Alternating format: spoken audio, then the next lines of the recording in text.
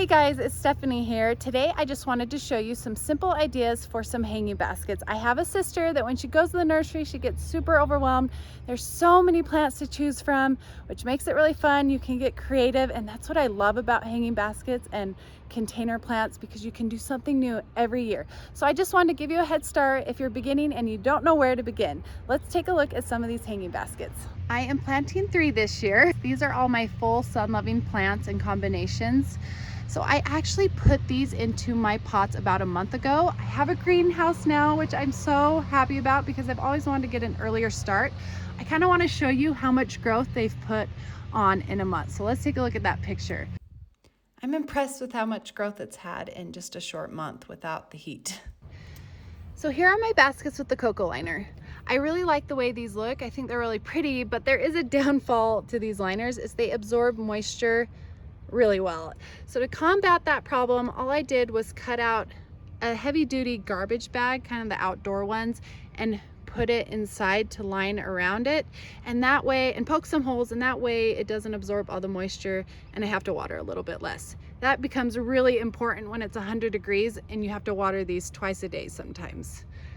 All right, let's get to the fun part and actually talk about the flowers in these container pots. So that pink one is called Calibrachoa. It pairs really well with this white dainty flower, sweet Alyssum.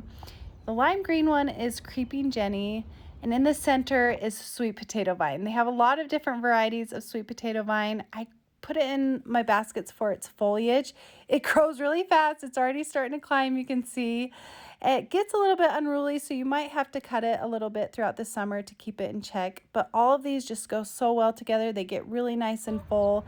In this next container, I have blue Lobelia. That's the white center with the blue flower. And then here is Lantana. This one I always come back to because it loves my zone 6B climate.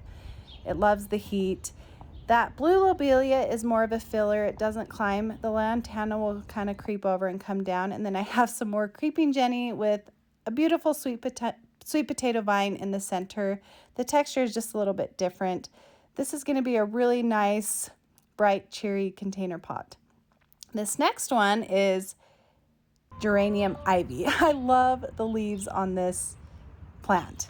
Look at the center, that cute little black center. And then I also paired it with some climbing ivy. This particular variety is Red Heart. It has a cute white flower with the red center. I just think those leaves are so cool. It's really going to get full and climb nicely. For my 16-inch containers, I put in about 5 plants with some Creeping Jenny along the edges. And then for a smaller container like my Geranium Ivy, I put in 3 plants. It's okay to stuff them. You want them to get nice and full.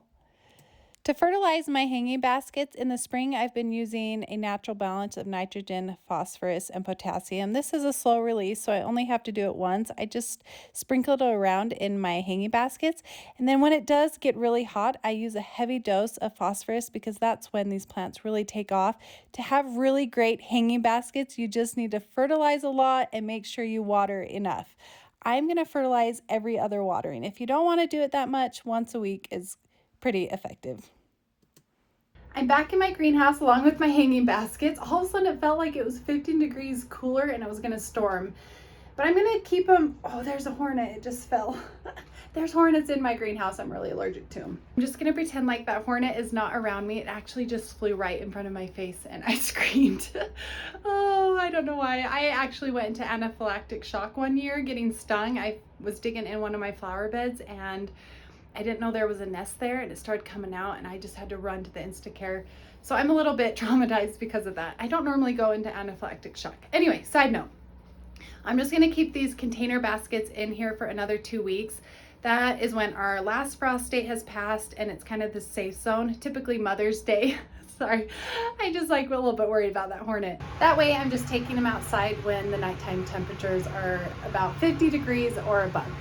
I hope you guys like this video. Hopefully when you go to the nursery now, you'll kind of have a head start if this is your first time planting containers and you won't feel so overwhelmed. Thanks so much for